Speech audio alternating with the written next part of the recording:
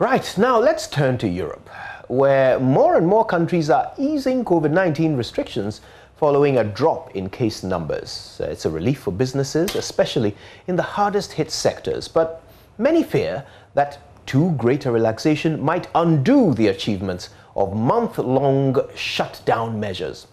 For more on this, I'm joined now by DW correspondent Nicole Froelich, who joins us from Berlin. Nicole, restrictions are being lifted in many places, but life is not yet back to normal, is it?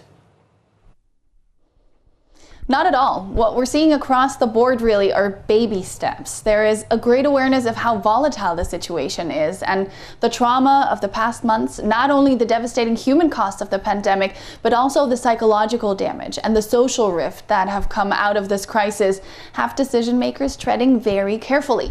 This week we're seeing a slight easing of curfew rules in Italy. France is winding down its third national lockdown.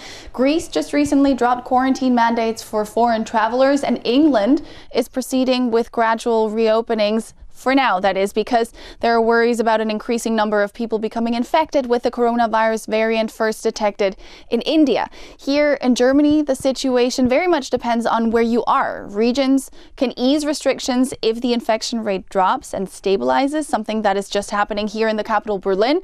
But we'll have to go back into lockdown if numbers rise again. So citizens are being urged not to get carried away with their new freedoms. Keep up social distancing and hygiene measures to make sure this third wave of the virus really is the last. Now, Germany has also announced a shift in its vaccination strategy. Tell us about that, Nicole. On Monday, Germany's health minister announced that starting in June, every adult over the age of 16 will be eligible to get vaccinated. That means that the current priority list, putting the vulnerable and exposed ahead in the queue, will no longer apply. Vaccines will be given out on a first-come, first-served basis to anyone who wants them. And while this is, of course, great news for people living in Germany, looking at it from a global perspective, it begs the question of fairness. There is an ongoing international debate over whether some countries should be able to vaccinate everybody, while some others don't have access to any vaccines yet.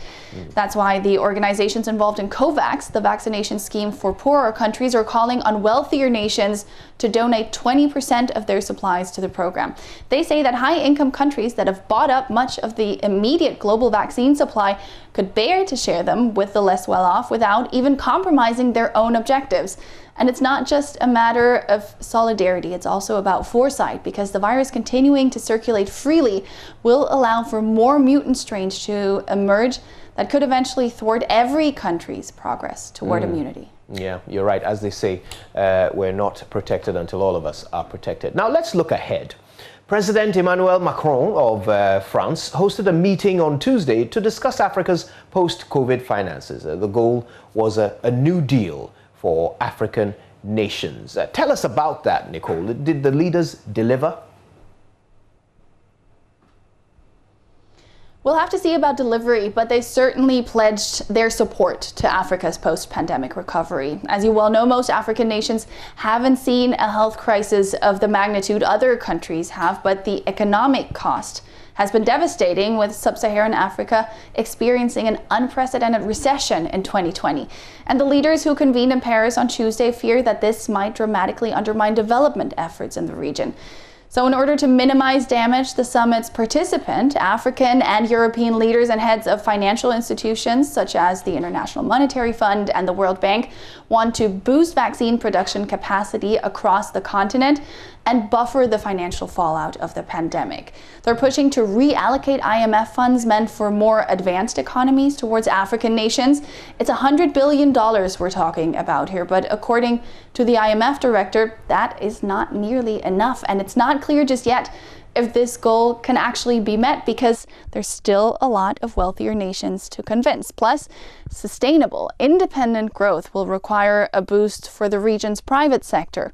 For that, the meeting presented a two-pillar plan, but there is concern over France's intentions in all of this, questioning whether they will use this opportunity to increase their influence in the region. Wow, there's a lot for the globe to think about. Thank you so much, Nicole, for that. Nicole Froelich, of course, is our DW correspondent.